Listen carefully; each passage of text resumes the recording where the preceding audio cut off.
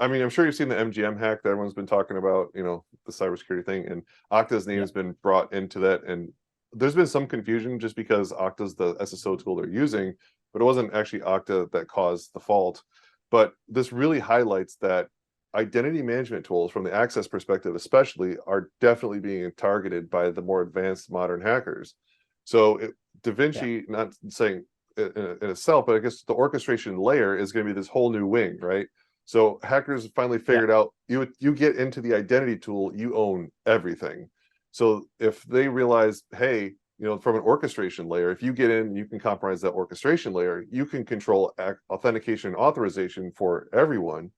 That seems like a new attack vector that people are going to start probing. Have you seen anyone or anything about there like starting to attack that kind of stuff? Have there been new security mechanisms put in place for new attack vectors we've never seen before?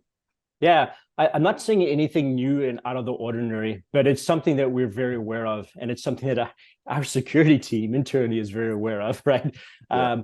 A lot of the entry points to a tool like Da Vinci are your protocol engine, your APIs, and then within invoking a flow, obviously you're leveraging different service APIs. So a lot of the tools that we put in place to monitor and protect are there by default because we're using, the protocol engines that exist today. We haven't recreated that, or we're using our API framework that already exists today.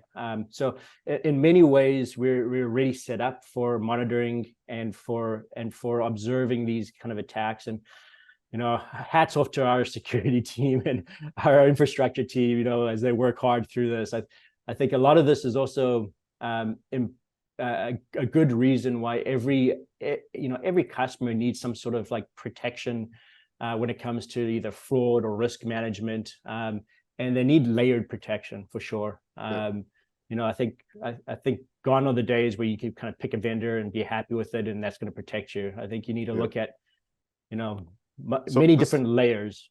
This most recent hack was primarily social engineering. That's how they got in, right? Is there any way that an orchestration tool could be used to help prevent social engineering attacks like phishing, spear phishing, all that kind of fun stuff, all the different phishings that we have out there? How could Da Vinci help a help desk not reset someone's 2FA if it's not actually them?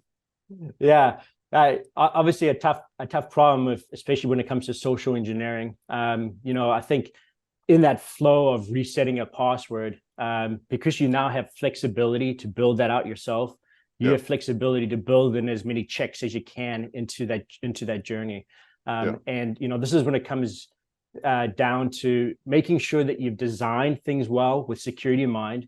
Not just me as being the guy who doesn't have a security background in developing this flow for someone, making sure that you've put a lot of thought into it. You've got enough checks in this to check to see the location, IP, whatever it may be. And well, I mean, if you just take, I literally just think of this as we're talking, with just Ping's tools, you could really just make a flow for, okay, the help desk to use to reset MFA, reset passwords. But you can say, hey, look, if this person has privileged account access, like they have the admin access to the AD domain, or they have admin access to the Ping, cloud control, whatever, then they are forced to do a verifiable credential authentication of some kind, right? Like, you need to scan your face and show me you are this person. I don't care what you say to me, and the system will allow me to do it until that face scan has been provided.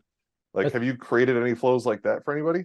That's right. There's enough mechanisms in our orchestration layer to do those checks. Like, you have the ability to look up a user's identity and figure out, what groups they're a part of, what kind of person this is, and what kind of access do they typically get, are allowed to, and make decisions in that journey based on that and based on risk posture. So, like you said, we have the mechanisms for you to build that, and to protect yourself there in many ways, including third parties, not just Ping products, which I think are great in right itself. Now, if you came out with a press release like, hey, look, here's how Da Vinci could have prevented the MGM social engineering attack using our tool suite the whole way through, I think you might get a new casino as a client.